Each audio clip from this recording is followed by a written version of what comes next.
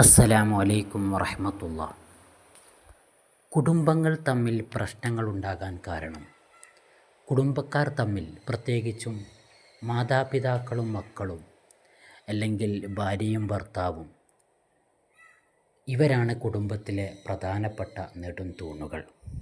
ഇവർ തമ്മിൽ പ്രശ്നങ്ങൾ ഉണ്ടാകാനുള്ള പ്രധാന കാരണം അർഹിക്കുന്ന പരിഗണന ലഭിക്കാത്തതുകൊണ്ടാണ്.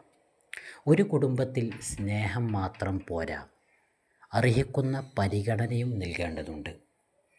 മക്കൾ മാതാപിതാക്കൾക്ക് അവർക്ക് അനുയോജ്യമായിട്ടുള്ള, അവർക്ക് അർഹിക്കുന്ന പരിഗണന നൽകണം. അതുപോലെ ഭർത്താവ് ഭാര്യയ്ക്ക്, ഭാര്യ ഭർത്താവിന് പരസ്പരം അർഹിക്കുന്ന പരിഗണന നൽകണം. അങ്ങനെ നൽകാത്തുമ്പോഴാണ് ഓരോ കുടുംബത്തിലും പ്രശ്നങ്ങൾ ഉണ്ടാകുന്നത്. മാതാപിതാക്കൾക്ക് അവരുടേതായ സ്ഥാനം കുടുംബത്തിലുണ്ട്.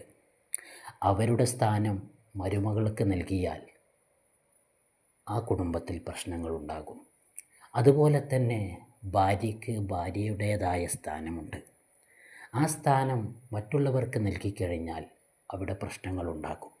ഓരോ വ്യക്തികളുടെയും സ്ഥാനങ്ങൾ, അവരുടെ യോഗ്യത മനസ്സിലാക്കി ഓരോരുത്തർക്കും അർഹിക്കുന്ന പരിഗണന നൽകുമ്പോൾ മാത്രമാണ് കുടുംബബന്ധം നല്ല രീതിയിൽ മുന്നോട്ട് പോകാൻ സാധിക്കുകയുള്ളൂ. അതിന് അനുയോജ്യമായിട്ടുള്ള ഹദീസുകളും ചരിത്രങ്ങളും ധാരാളം ഇസ്ലാമിലുണ്ട്. നബി സല്ലല്ലാഹു അലൈഹി വസല്ലമ തങ്ങളുടെ ജീവിതം വളരെ മാതൃകയാണ്.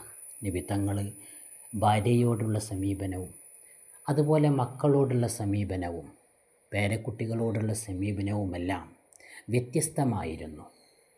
ഭാര്യയോട് സമീപിക്കുന്നത് പോലെയല്ല മറ്റുള്ളവരോട് സമീപിച്ചിരുന്നത്.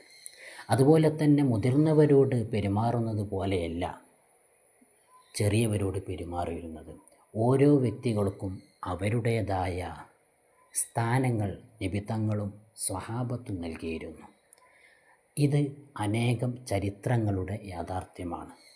അതുകൊണ്ട് തന്നെ ഓരോ ആളുകൾക്കും സ്നേഹം കൊടുക്കുന്നതിലപ്പുറം, സ്നേഹത്തിന് പുറമെ പരിഗണന കൊടുക്കേണ്ടതുണ്ട്.